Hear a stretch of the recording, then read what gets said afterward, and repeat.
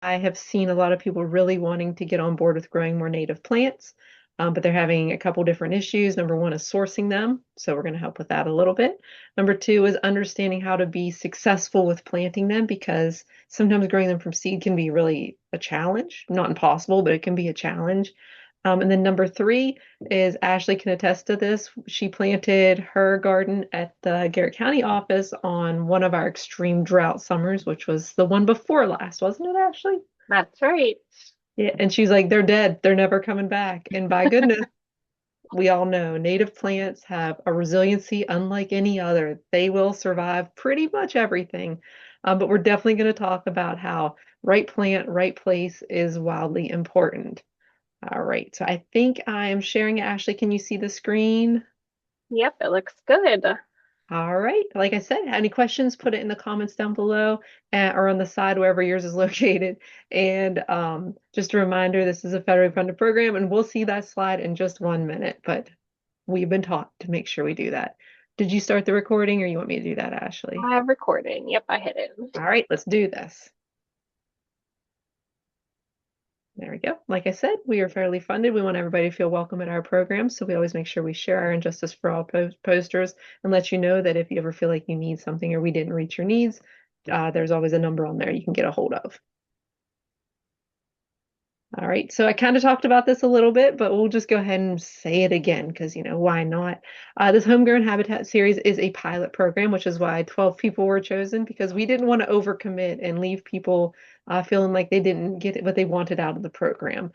So if you're part of the 12, fantastic. If you're not, there's probably going to be extra plans. So continue joining in on us with this. Today is all about the introduction to native plants. If you look forward, June 11th is about preparing the land, which is important. Like you have to have a good spot for where these plants are going to go. We can't just wish them into the ground. That's where a lot of people go wrong. They just hope they'll work out. Insect interactions, I'm really excited about that because we're going to be joined by our entomologist, Maddie Potter, and her presentations just always make my whole day. They're gorgeous, informative. I always learn something. So that's in August. And then the best one's going to be in September when you come to the offices and you pick up your plants. And we're going to tell you a little bit about the plants. The reason we chose to get you the plants in the fall is because fall is actually the best time to plant native plants instead of in the spring. So we are trying to set you up for the best success. All right, Ashley, it's gorgeous. That's a beautiful ecosystem. I think that's your entry point. That's our entry point. So, again, as Sarah said, this series, the goal of it is to help more people be successful and convert landscape or add native plants into their landscape successfully. So that's what this first session is all about, is why you care about native plants, why you maybe already know about them, maybe you don't know about them. It's just going to be a really good, hopefully, beginning point for everyone to get on the same page. So, what you see here, of course, is what I would consider to be a thriving ecosystem or habitat. And again, some of these critters that I put on here could potentially be problematic in a home landscape. But there are a lot of things that maybe you would miss if you weren't paying close attention. So that's kind of what the basis for all of this session is going to be about, is what are the things that we're missing in our home landscapes and how can we bring them back? And how can we have a balanced ecosystem or habitat within our own backyard? And a lot of people may think that that's not possible, but a lot of the research that we're going to share with you today is hopefully going to prove that thought wrong. And hopefully it's going to show you that it's very doable and it can be as easy as just slipping out some plants for some better choices along the way. Absolutely. And I always like to throw in there. So I have a nice wildlife area that's in front of my garage, and we have a very high density of deer in our neighborhood. Like they rule the neighborhood, they're everywhere. And everybody's like, man, how do you have these flowers and they can bloom and like everything I put out gets eaten? And I'm like, it's because you have to know what things the deer are really not as interested in.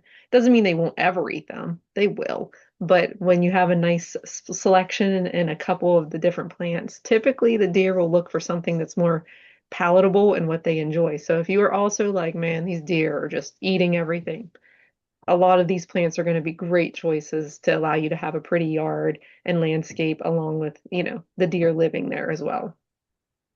Absolutely. It's all about balance and figuring out what works in your own landscape.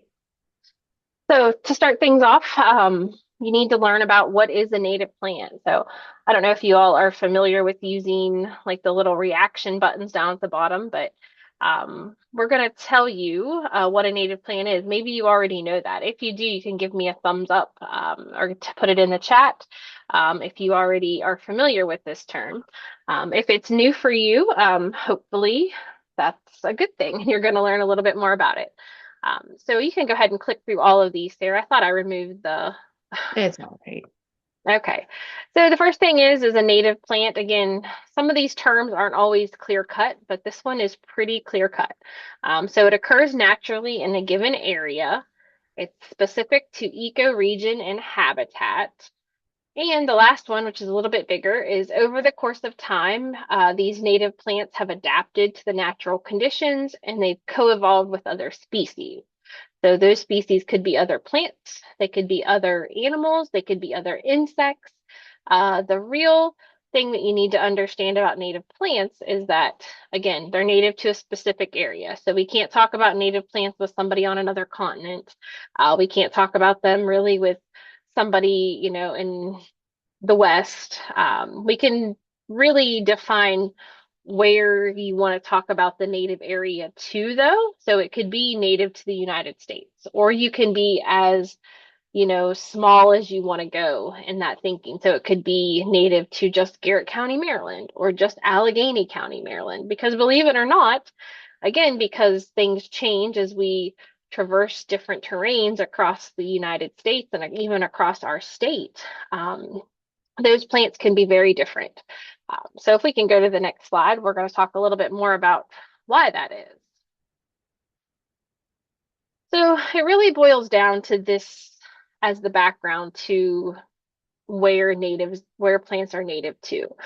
So this is a big word, physiographic regions. Many of you probably have already heard this term if you've taken other native plant classes.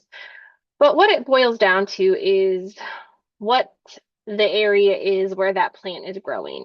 So if you look at this physiographic map, you can see that over in the yellow, that's going to be your coastal plain area.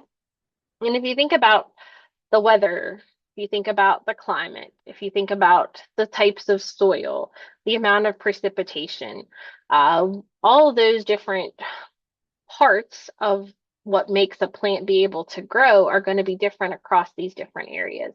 So again, sandy soils, we're going to want plants that prefer sandy soils if they're going to be native to that area, right?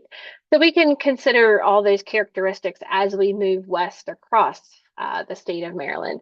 So for those of us that live in the far west, so over here in Garrett and Allegheny, this usually isn't quite as hard for us to understand the differences. If you've traveled, across the state, if you've traveled across the United States or, even worldwide, you probably have a better understanding of how this is going to make a difference to our plants, right? So again, as we think about soils, we think about temperatures, we think about climate, as we think about rain patterns, all of these things are going to influence what can grow there happily and what cannot, okay? Anything you want to add, Sarah? Was gonna say, and then you can just throw in the fact, like if you've ever been at a different place and it's the same species as what you grow, like if we just wanted to say like the eastern prickly pear cactus, if I were on the eastern shore where it's sandy and it's full sun and the world is just perfect for it, it's a pretty large species. Whereas if it's just a small planting in my yard, it doesn't look the same. So we always want to keep that in mind too, because a lot of times if you look at seed packets or if you look at, I'm just going to use prairie moon for an example, you'll see this perfect species, and yours might not end up looking the exact same because it doesn't have the same growing environment. So I always like to put that out there. That's why they give a range in size, they give a range in height because it really depends on the environment in which it's growing. Yeah, and we're going to come back to that, the Maryland Piedmont, the plant guide at the end, but Hmm. University of Maryland is working on putting together some really nice guidebooks for what plants are going to grow in each of these different regions across the state. So be looking for that. All right, so now that you know what a native plant is, we need to know why we want to pick native plants. So I'll just be honest, this whole terminology of native plants, whenever I was in college, I graduated in the early 2000s. Native plants wasn't something that I learned with horticulture when I studied that. That was not a term. This was not a following that I really had heard about in the horticulture industry. So it's really something that has started to come about and get popularity over the last 15 to 20 years, I would say. So if it's a new term to you, don't feel bad. I guess is my bottom line of what I'm trying to say is it is kind of a new way of thinking. And again, it goes back to making our landscapes more friendly for ecosystems and ecosystem services, but it also goes back to picking these plants that are going to be more useful to us as gardeners too, that are going to be happier where they are and require less stress on our part and less stress on the plants as well. So the first one we're going to talk about there on top is functional. So again, if we look at the different areas in our landscape, there's going to be a native plant that can fit that function. So if you're looking for something that's pretty, you're looking for something that's aesthetically pleasing, if you're looking for something that's going to provide shade so that you can put a picnic table under it, whatever that function of your landscape is, there's going to be a native plant to meet that. The other couple that kind of go along there, the next two, ecosystem benefits and biodiversity. Hopefully, through this presentation, you're going to hear that biodiversity, the more diversity we have in our landscape with plants, the more services we're going to be able to offer to good critters like pollinators or to the songbirds that you want to see. Or maybe you want to create an environment for salamanders or toads. Whatever the critter is or whatever the ecology system or ecosystem that you want to try to create in your landscape, native plants can help serve a purpose there. So again, biodiversity, ecosystem benefits, wildlife support, all those kind of go hand in hand in my way of thinking. So if you plant one plant, that's going to be good. If you plant two plants, that's going to be even better, and so on and so forth. So the more we can add these plants into our landscape, the more services, the more benefits that we're going to see as gardeners, and then also for the critters that we're trying to attract. Absolutely. And then the fun thing is it's really gonna make you spend more time in your yard or in your landscaped area because you're going to start seeing things that you've never seen before. In the summer, I think Ashley and I are constantly sending each other pictures of like, oh my goodness, look at what I just found. So once you start planting things, it's like Field of Dreams moment. If you plant it, they'll come, and they really do. Like I sent a picture. It was probably later than I should have been sending a text to Ashley, but it was a boring moth. It was a ironweed boring moth, and I'd never seen one before. And I just happened to be out and I caught it really quickly because it was a large species, took a picture, and I was like, oh my goodness, I didn't even know that that was a thing. I knew I had a lot of ironweed, but it's just neat that once you start making the connections of the environment that you're providing and the ecosystem that you created, then you're going to start noticing more and more things are showing up because of the environment that you created for them. So I always think that's super cool. Yeah, and as we start to think about, different critters that we want to see coming in, we can think about whether it's a generalist or whether it's a specialist. And you'll hear that terminology a lot, I'm sure, whenever you hear from Maddie Potter in August. But if it's a generalist species, that means it can feed on many different plants.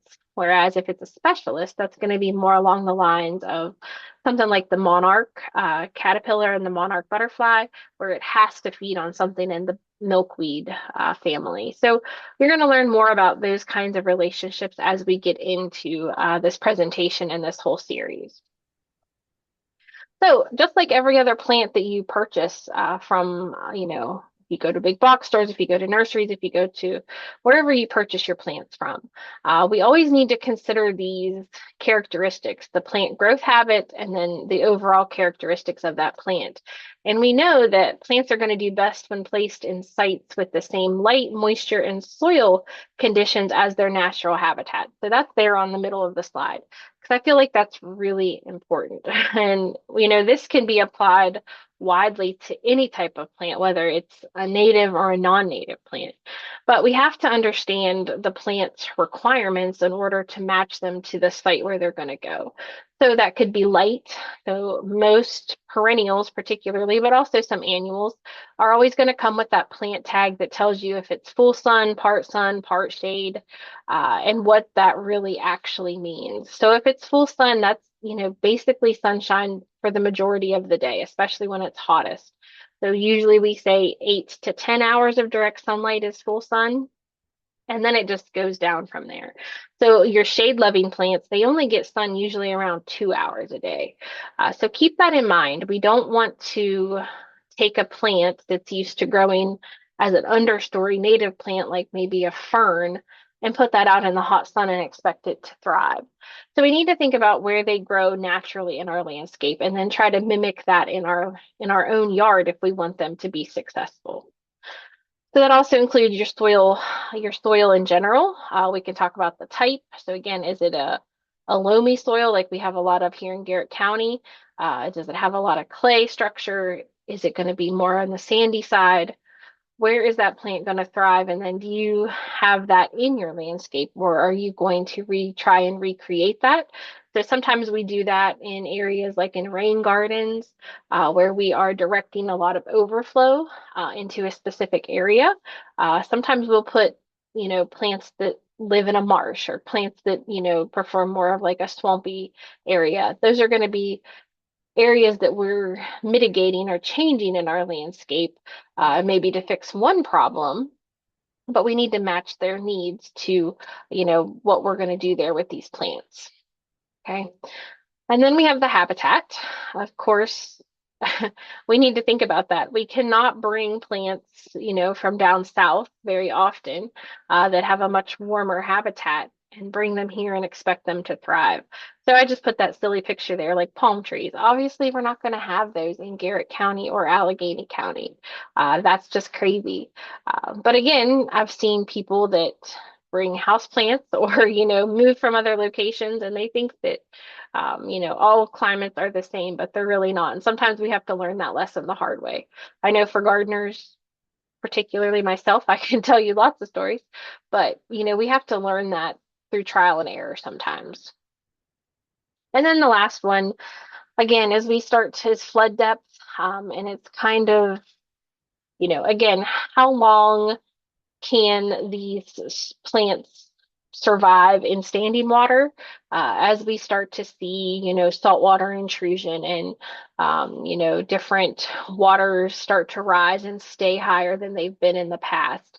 What's that going to do to our plants and how are they going to be affected? Again, we could also think about that in areas where we have stormwater runoff or, stormwater management strategies. So whether that would be a pond or a rain barrel or a rain garden, anything like that. And how can we use plants to the advantage in those areas that we want to mitigate in our landscape?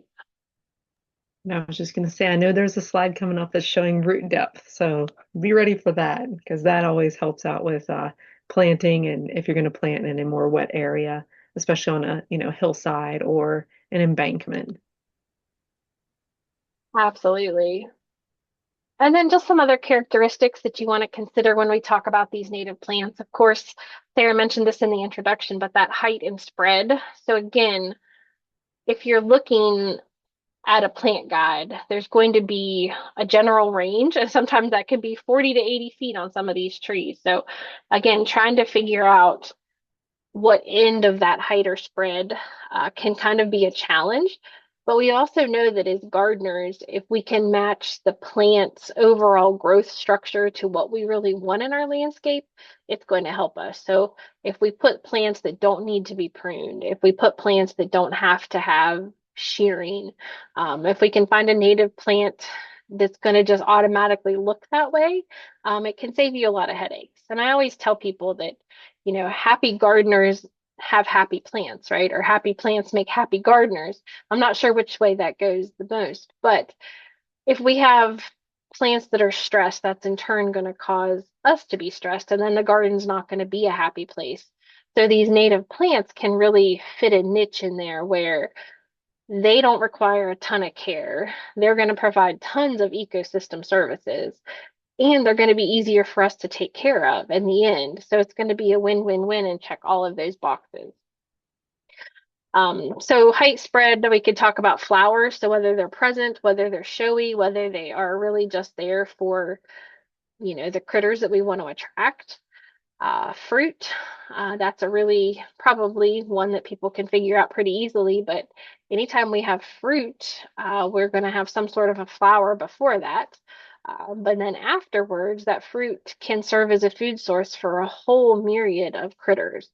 So I have a picture there. Again, that's not a real photo, but an image or a graphic of that's supposed to be elderberries. And there's research out there that says there's 48 different species of songbirds that can eat elderberries. So it's like one of those really easy plants to incorporate into your landscape if you have the right environment to automatically provide a food source quickly and efficiently for a lot of different birds. And then, of course, the last one is fall color.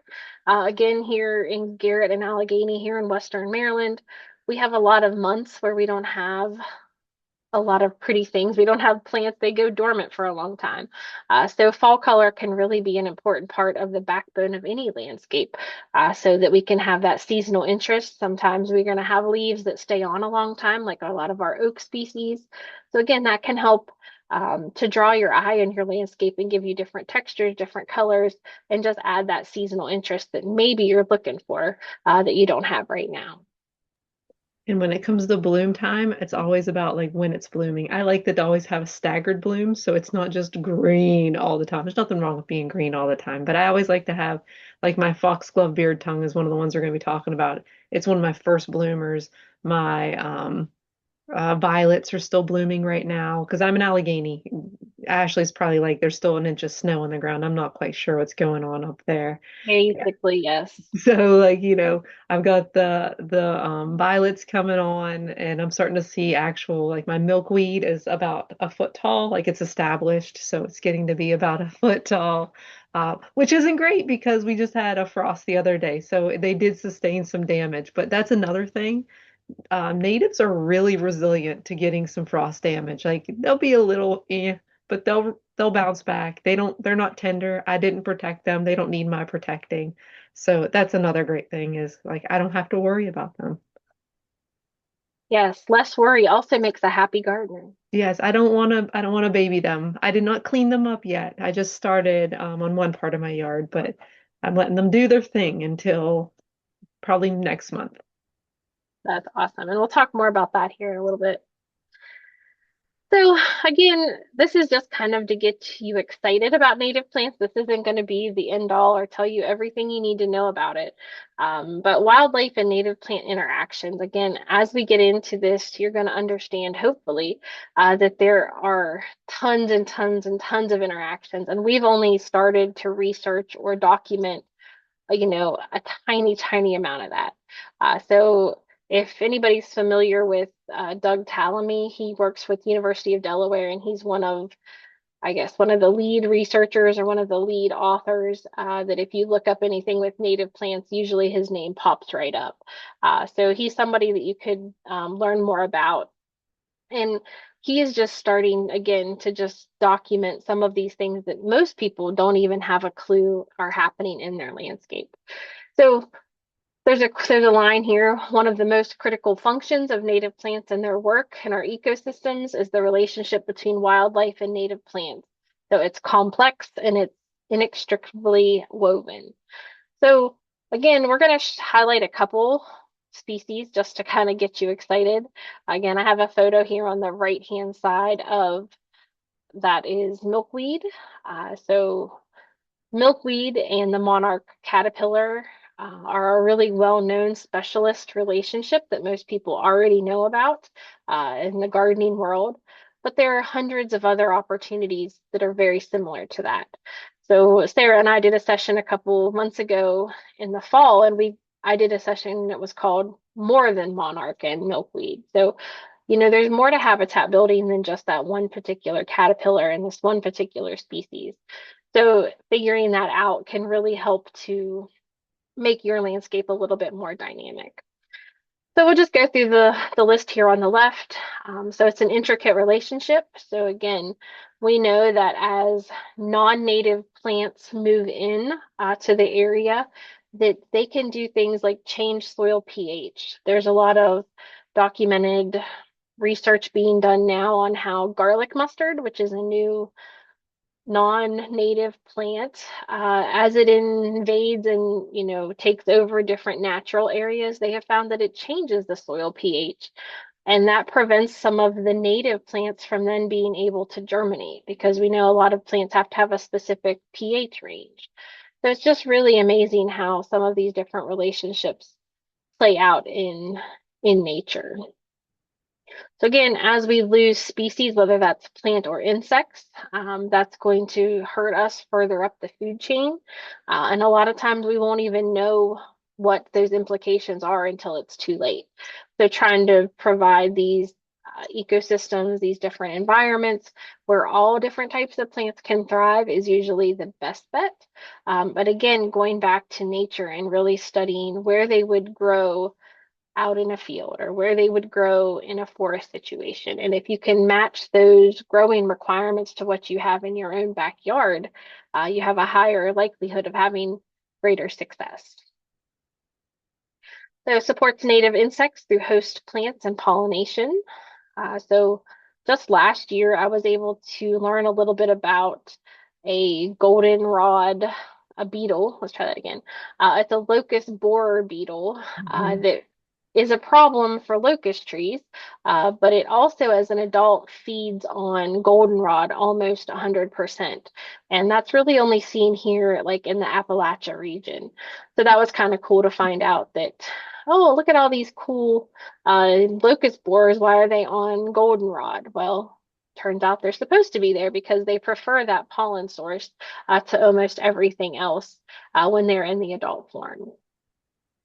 And then the last one I have there on the list is nesting sites and food for birds.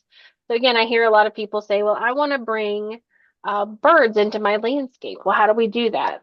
Well, as we know, it's not always safe to have bird feeders up in Mhm. our landscape, especially here in Western Maryland because of black bears. But we can always have native plants in our landscape, and they seem to provide a really good source of feed for birds, whether that's through seeds or whether that's through the insect population that they support. And then I Absolutely. have yeah, up there on top, sorry, Sarah. Nope. Just, yep, go ahead. Oh, you go for it. I think that's wildly important. Yeah, so some of the work that Doug Tallamy and some of his graduate students have found is that a single pair of breeding chickadees, they can use 6,000 to 9,000 caterpillars just to rear one single clutch of young. So if you think about how many, they're probably doing two, maybe three in our area alone. So that's a lot of caterpillars. And if you don't have the backbone of these plants for the caterpillars to feed on, then these chickadees are going to be going elsewhere to find those caterpillars. Yeah, and then I always put in my extra 2 cents here of like I know a lot of people like they love caterpillars because they become beautiful butterflies and sometimes beautiful moths. But we always have to remember they are part of the food chain. It is important for them to stay in nature and not be raised in a secondary environment, like in a home or in a cage. Like one for a youth or for a group to understand the process of metamorphosis. Of course, that's wonderful. But when we're raising hundreds, we have to realize that we're not nature and we can't provide them with all of the things that they would experience in nature, such as temperature, lighting, and pests. So, like they need to understand that the percent that make it need to be the tough ones in order to be able to complete their flight to the south all the way to Mexico. So even though I love doing that as a teacher in school. Like one or two max. It is not our job to retry to populate the earth, so it's good that we allow them to experience nature. And this is beautiful rose or swamp milkweed. That's one of the ones that's really enjoyed by monarchs, and monarchs are pretty picky about which ones they enjoy. Mine typically like the common milkweed the best, swamp milkweed, and then butterfly weed tends to be their least favorite at my house. And the good old yucca moth. Yeah, do you want to talk about that? Not I feel like you know a lot more about that because I finally got some yucca from seed to grow, but that's as far as my yucca journey has made it so far. I do know that if you look at a lot of houses that were built 50s-ish and onward, you'll see the yucca plants. And I've even seen people being like, "What is this? I hate this. I want this out of my yard." And I'm like, "Oh no, that's a native. Don't rip it out." it So is. a lot of people will see it and they don't see the beauty in it. So I'll let Ashley tell you a little bit about that yucca moth because that is a cool relationship. It is. So as Sarah said, the yucca plant, it really looks like it belongs in the desert. And if you haven't seen a yucca, I recommend that you take a minute and search that on your phone or your computer because it looks like like I said, it looks like it's a cactus or something like that. But what we've found is that there's this cool yucca moth that has to be the only thing that pollinates the yucca. So without the yucca moth, the yucca does not get pollinated, and without the pollen, the moth cannot survive. So it's a very specialistic relationship that has co-evolved with this plant. So again, I put this source on here if you want to learn more. This is from, I believe it's from USDA. And again, it talks a little bit about how the eggs are laid within the flower's ovary. So again, the moth can detect the smell of another female moth with her antenna. And if another egg has already been laid within that flower, she will not lay an egg there. So it's just amazing the details that they have found about this relationship. And again, you have, for whatever reason, I don't know how it works, but if you plant a yucca, these moths will come. So I think that's just absolutely amazing how that works. Plant it and they'll come. I'm telling you, it's really a thing. They're out there just looking for these opportunities to find the right plant. And then again, there's a lot of different resources. So again, a lot of this work has been done by Doug Tallamy. That's where we get a lot of our research. But there's also can't find it right now, but there's the National Wildlife Federation. They have published recently a study with some of this information on it, and they call it keystone plants. So their theory is just like a keystone on an arch. Without these particularly important plants in our landscape, we're not going to have a complete and total ecosystem. It also works on the way of thinking that if you only have limited space, what are the most important plants that you can put into your landscape? And I'm going to drop a link for that here in just a second into the chat. But this is just a chart again that has some of that information listed on it as well. So you'll see this word Lepidoptera here on the top. Yep, there you go. Thank you, Sarah. Uh, so Lepidoptera are insects in the order of Lepidoptera, and they include moths and butterflies. So if you've ever seen a moth or a butterfly, that's their insect order. And this tells you how many numbers, so the number of Lepidoptera that this particular species supports. So that's a lot of information, but in general, an oak tree, one single oak tree can support 534 different species of Lepidoptera. So that would be 534 different species of moths and butterflies, which is amazing. On the herbaceous side, like the perennial side, solidago or goldenrod, one single goldenrod plant could support 115 different species. So if we're looking at species diversity, these are some of the most important plants that you can think about adding to your landscape. So you might be surprised that things like milkweed, it only supports 12 different species.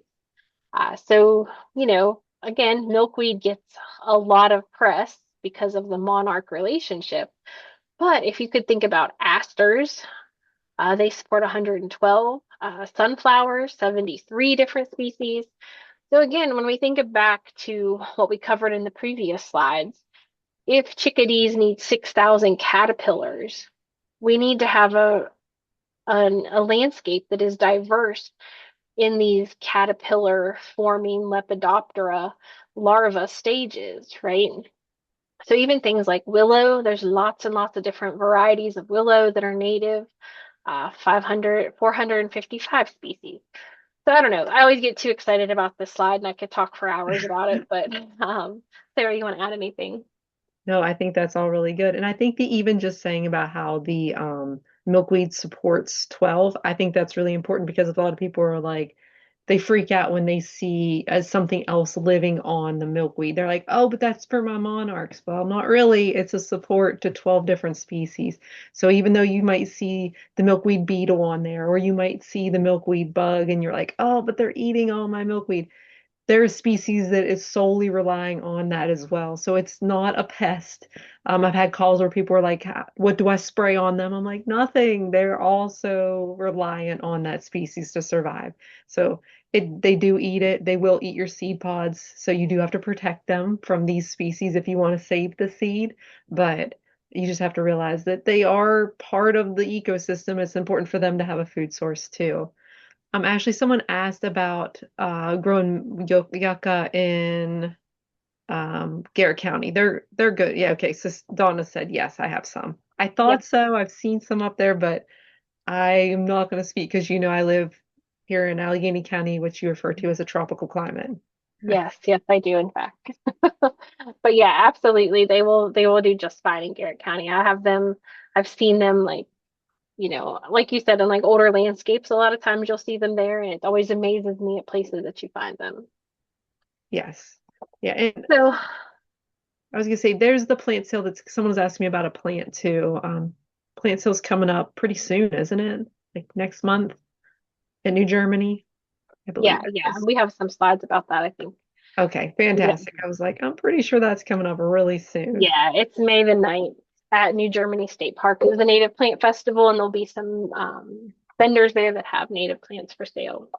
Yeah, because shipping can be a little iffy on a lot of plants, so I can see why. But at least you're getting it from a reputable source because I heard some horror stories from things that you might be able to purchase at big box stores. My my honeysuckle that was supposed to be native turned out to be coralberry that I purchased. I love it, but it wasn't grown in the right place, so then I had to relocate it. So that's unfortunate. I'm not sure about evergreen. I do think they have one coming up as well. Yes. So again, just to drive this point home, so it's not that we hate other plants or I don't think they're as good. This is kind of like some of the scientific information to back it up. So this is some information that Michaela Boley, the Talbot County Master Gardener Coordinator and Home Horticulture Educator, has shared with me over the years.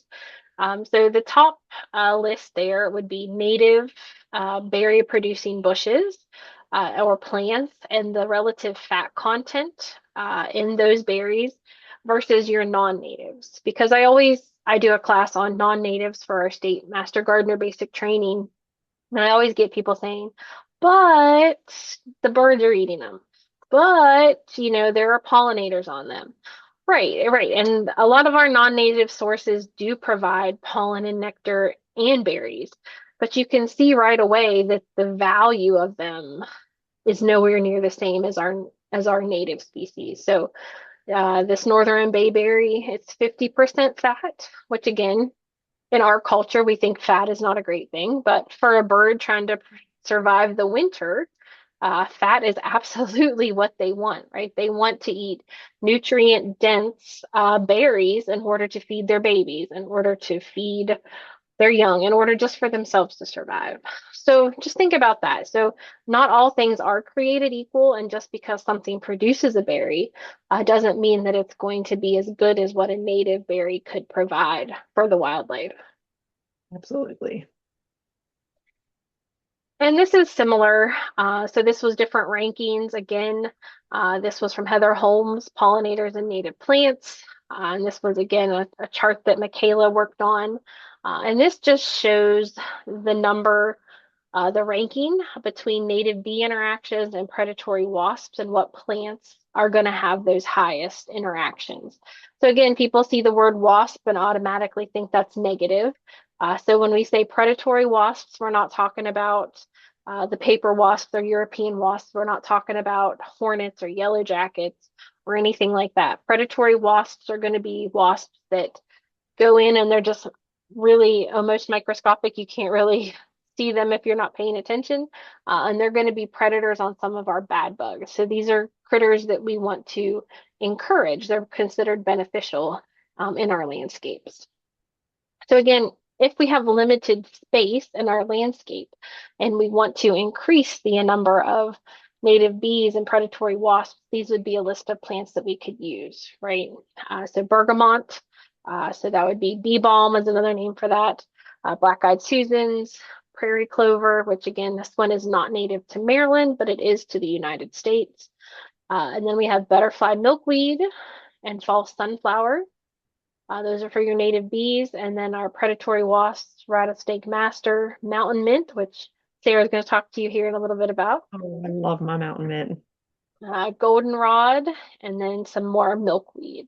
So It's stay funny that they even tuned. went all the way down to the species. It's swamp milkweed. It's interesting.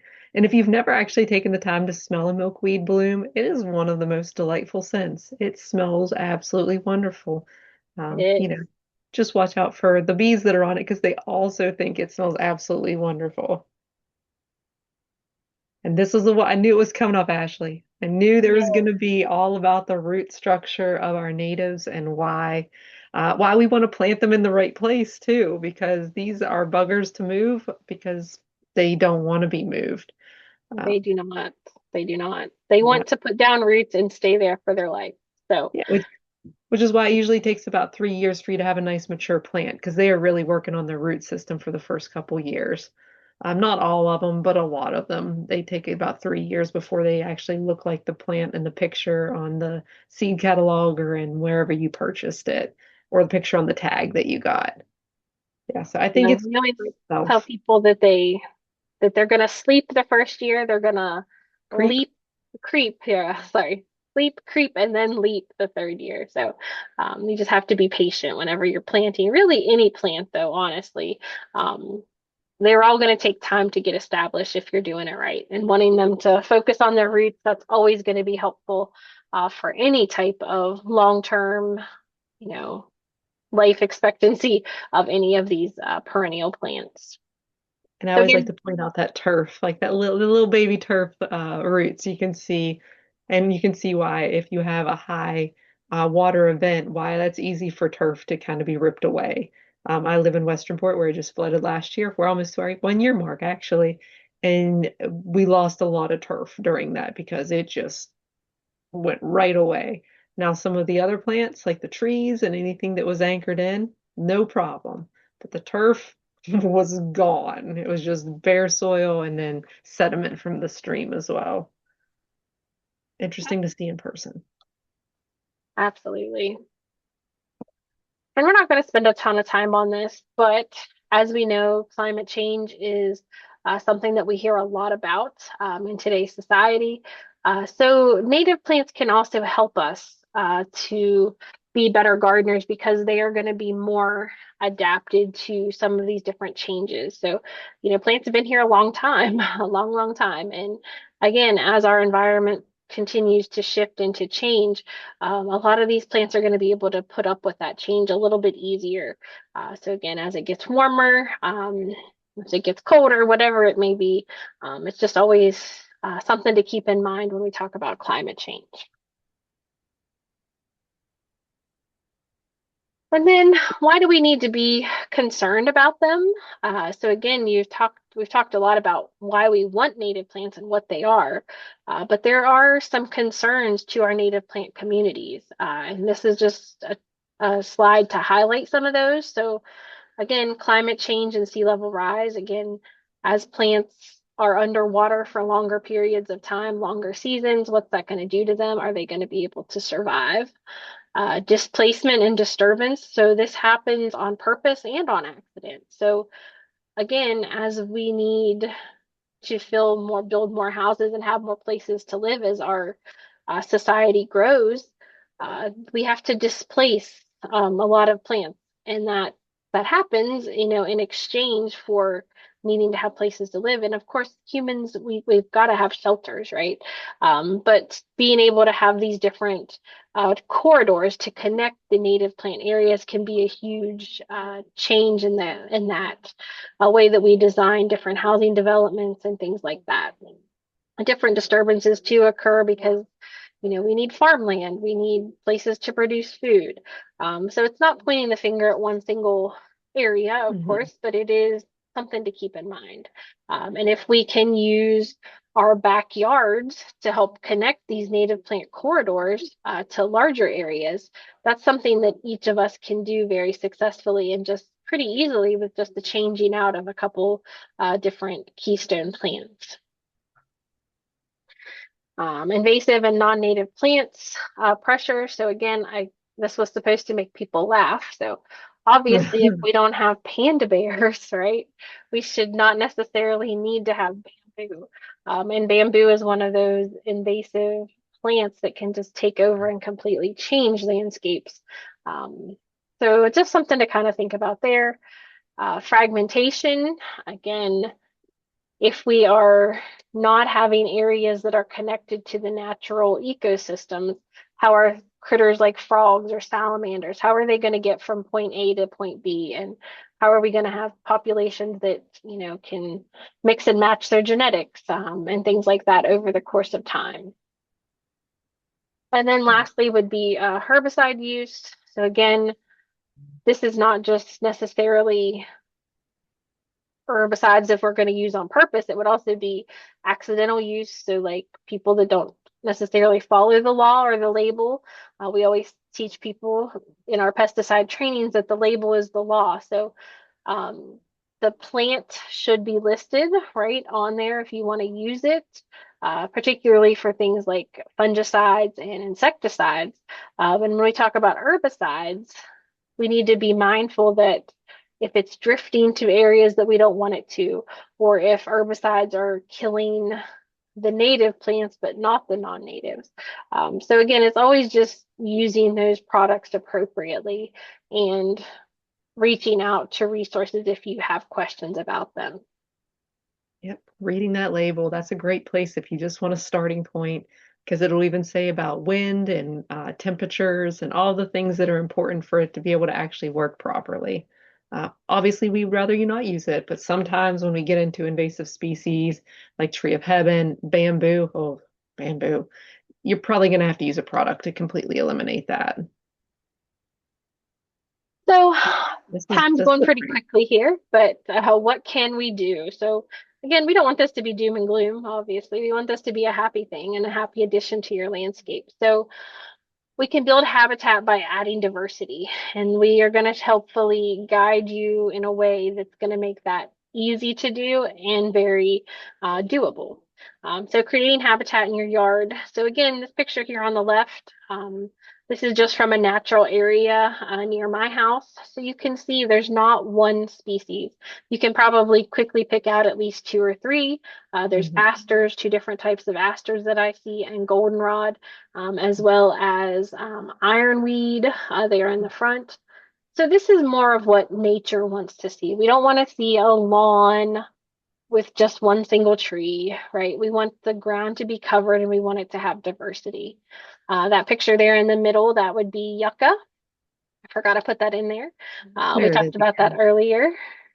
So again, that area that it's thriving in is actually located in like an environment very similar to Allegheny County. So it's hot and dry, lots of shale, outcroppings, and that sort of thing.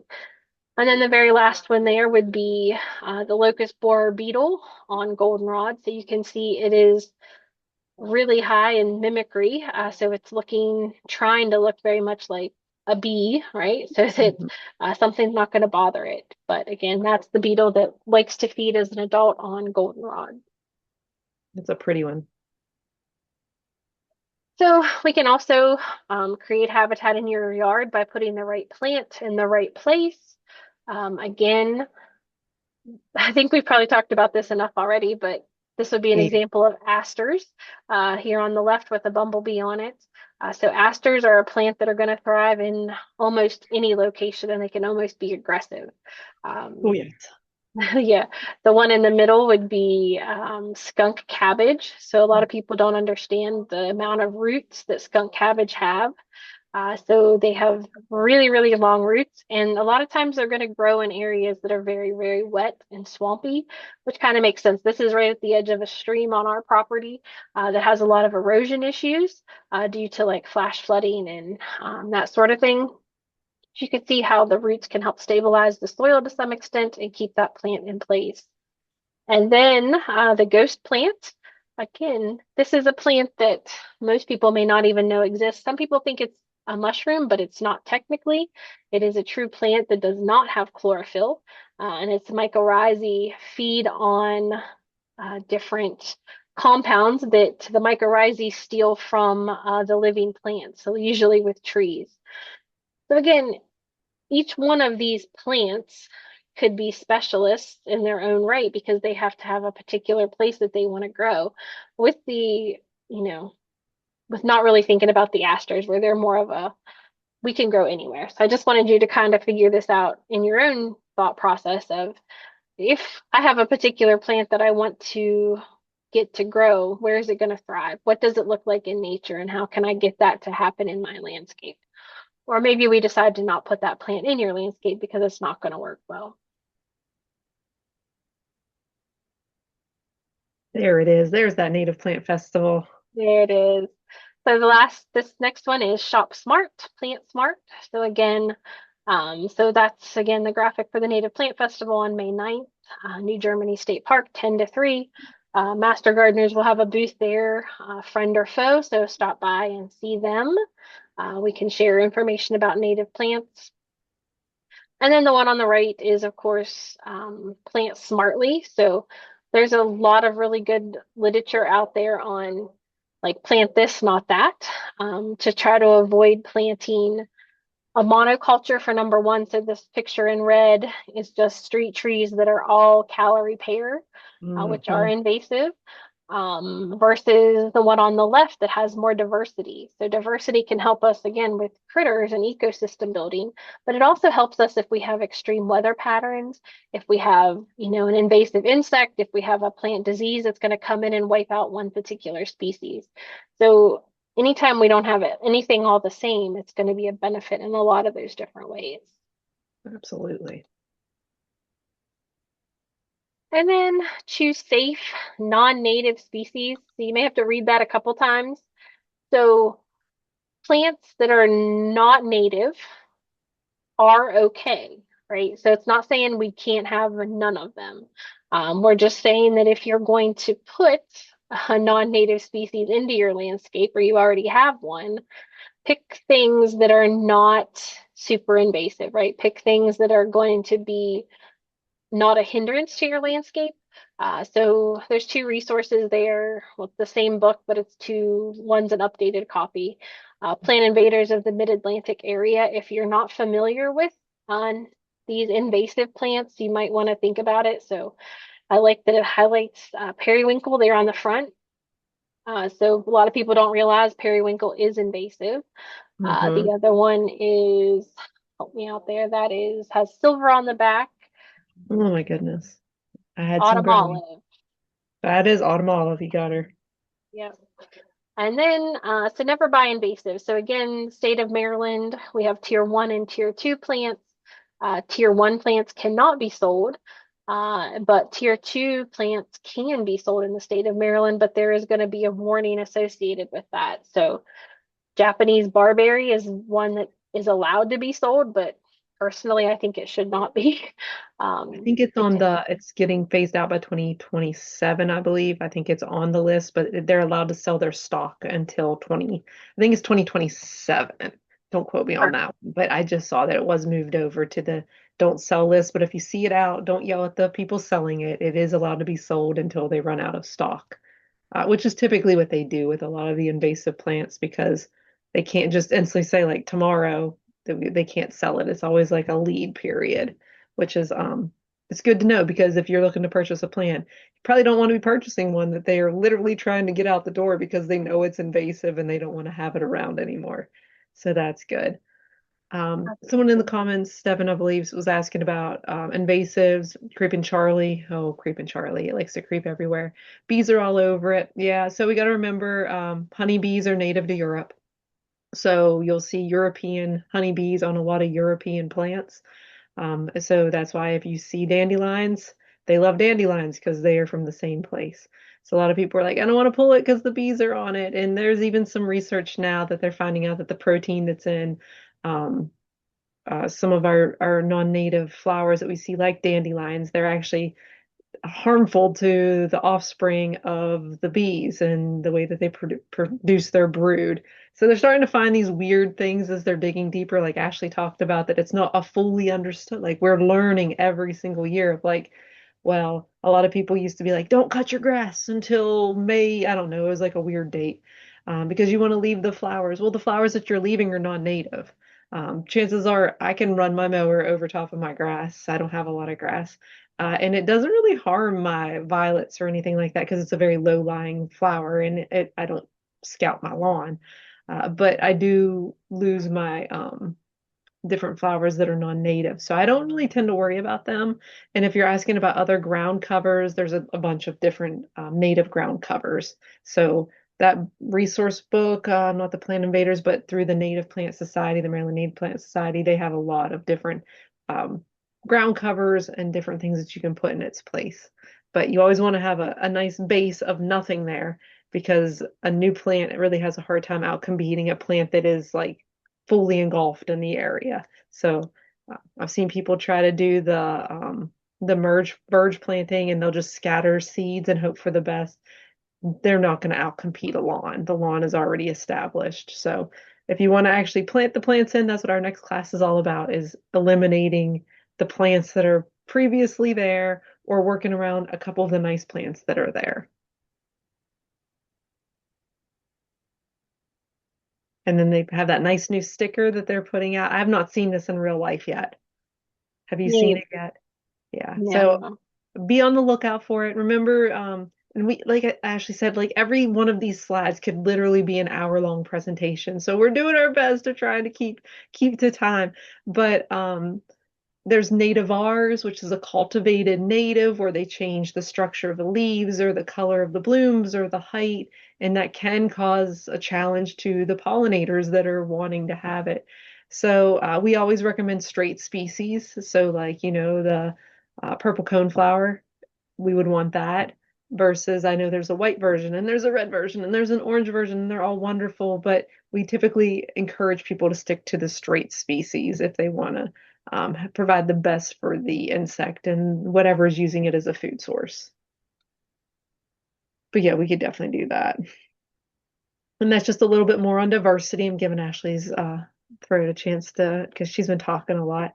Just everything to work together to create a habitat. It kind of takes us back to the beginning where we started. You can see a thriving habitat has predators. We don't really want to entice the black bears to come into our yard, but we do want to see a lot of things working together. We always talk about the different layers in the forest and creating them. So I know I do not live in a place where I want to have huge trees right next to my house. We would never encourage that. But if we can create different levels and different canopies, because we want to provide things for, the base where the smaller insects and the birds are trying to hunt for some of those insects, we want to have that. The soft landings around the trees, that's really important because as things are coming out of the tree, they want to have a nice little soft landing instead of just bare soil to fall onto. So creating all of those understories, and then that's also going to give you like weird little microclimates because then things that want more shade can kind of grow in the areas that you created the shade from. So just think about that. You can kind of create your shade as you go along. We're really just giving you the starting point. A lot of the plants we're going to recommend are going to require full sun because we know most people have some full sun in their yard. Whereas if I gave a lot of people a fern, they'd be like, I don't have a spot for this. Actually, it's usually the opposite in Garrett County. A lot of times we have people, it's like, I have shade, what do I do? But here in Allegheny County, we have a lot of people, it's like, I have full sun on everywhere all day long. All right, so some of the native plants. So we're going to be able to let you know what you're going to get, but these are the plants that we have started from seed, and we're hoping that everything goes well. But we know that we're going to get you the number of plants that we promised, but some of these might not be available based on what comes up. This is one of my favorite ones. It's foxglove beard tongue. It's Pestamon digitalis. I like it because it has one of the first blooms in the season. I do recommend that if you have a curious pet, like we have a weekend dog, he's only with us on the weekend, he's learning to be a service animal. He likes to put everything in his mouth right now. So this is a poisonous plant. If you know that your animals like to eat everything, it's important to know that if you're putting that in your yard, you probably don't want to put it in a place where your dog's going to be chewing on it. He's the first dog I've ever had that wants to chew on plants. So this is new to me. But it's a beautiful bloom. It blooms really early, usually in Allegheny County. It's going to be blooming next month. You can see those gorgeous white blooms on there, and it'll provide enough seed in one season for you to distribute it to everybody that you've ever known in your entire life. Like it produces an abundance of seed, but it also has a very pretty seed head on it. The seed head gives it visual appeal. Chickens typically don't want to eat anything that's not good for them. So you should be good to go with chickens. I've even had some of this grow near my chicken run. Chickens are smarter than you think. They're like, we know we shouldn't be eating that. And if they nibble, they won't continue to eat it. Harry Mountain Mint. Oh, this one. I know we talk about wasps, and some people are really creeped out by wasps, but you will see the coolest wasp ever on this guy. Plus, it's a mint. It smells minty. It smells nice. It smells nice to us. Deer are like, ew, gross. That smells like mint. So they typically don't want to have anything to do with it. When this is blooming, which is mid to later summer, you're going to see so many insects on it that sometimes my husband's like, we have a place to be, get in the truck because I just will stare at it and see all of these different wasps and bees and tiny bees and larger bees and everything on it. And you can even see, I love the color of the bloom because it has these like little freckles on it. You have to look really closely for. But it does get taller. It probably gets about 4 feet tall when it's fully grown. It can self-seed, not like spearmint. Spearmint will end up taking over your life. You'll just find some of these little plants. They're easy to eliminate. I usually pull them up and relocate them to other places, like in front of my garden to increase pollinators there because that's where I have a high deer presence is outside of my garden fence. So I put them there and the deer do not really care about them. Clustered Mountain Mint, that was our new one we just received last year from the state, or was it the year before last? We might have had it 2 years in a row. It is it's a shorter variety of mint. Also, deer do not care for it because it's a mint. It doesn't smell great to them. Brings in all the bees. It smells nice. I love the color of the leaves on it because it almost has that blue hue on it. So it definitely gives some visual appeal whenever you're trying to grow it. It will take a couple years. Last year, mine were just like little tiny babies. So they'll get a nice size as they go along. Columbine. I love Columbine. Now there's the non-native species, and then there's the native species. The non-native doesn't seem to be even aggressive. It kind of seems to do its thing. Now, this guy is an aggressive species, which is important to talk about. Aggressive means it's not invasive. It's aggressive. It will take over if you allow it to take over, especially if it's doing really well in the area that it's in. Mine doesn't seem to be aggressive because it's just not in a space where it's going to be allowed to be aggressive because there's so many other things growing around it.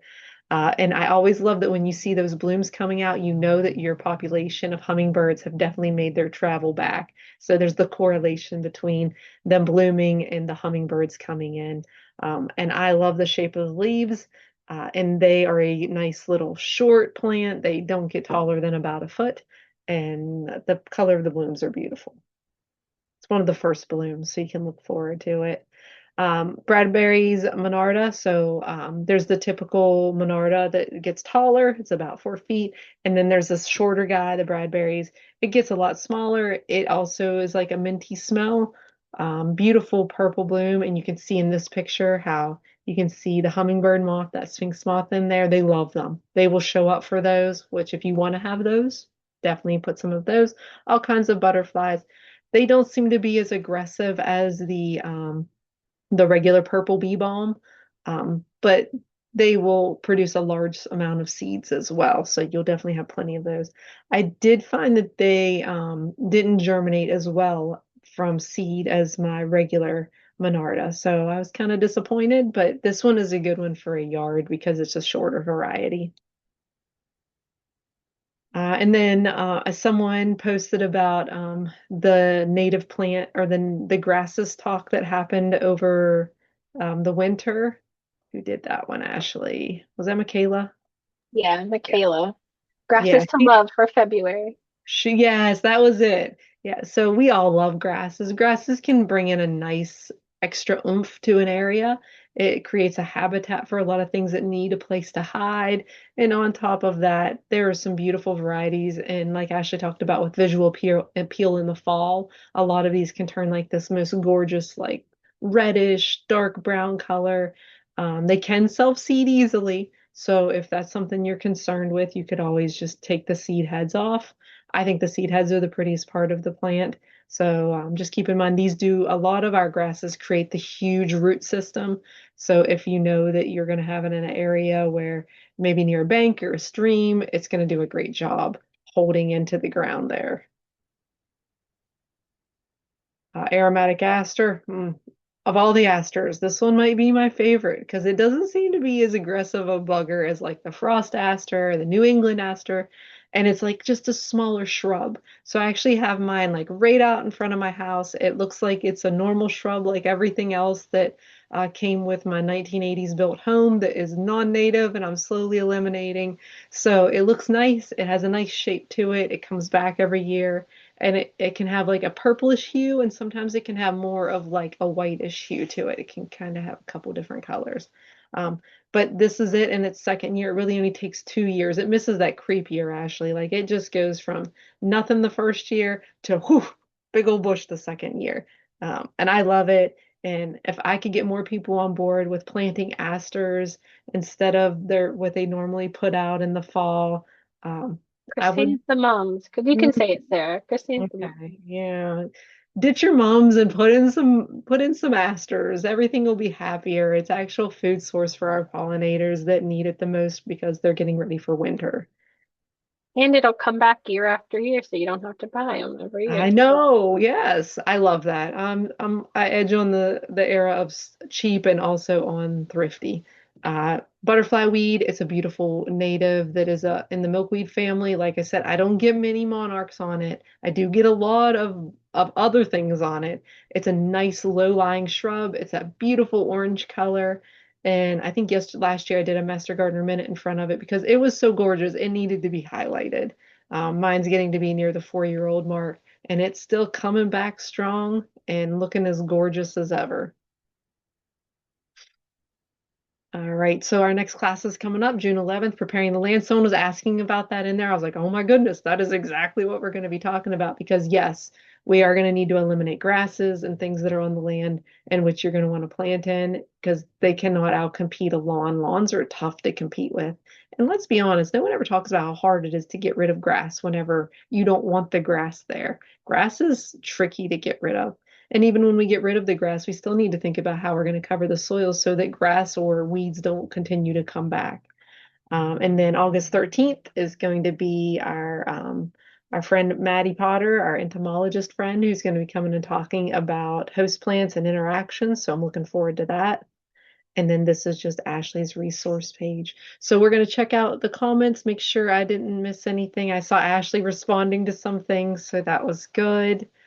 Um, I love that lots of you know where your problem areas are. That's fantastic because I have a lot of people that call me and they love their invasives. And when I tell them my recommendation is to eliminate it, they're like, but I love it.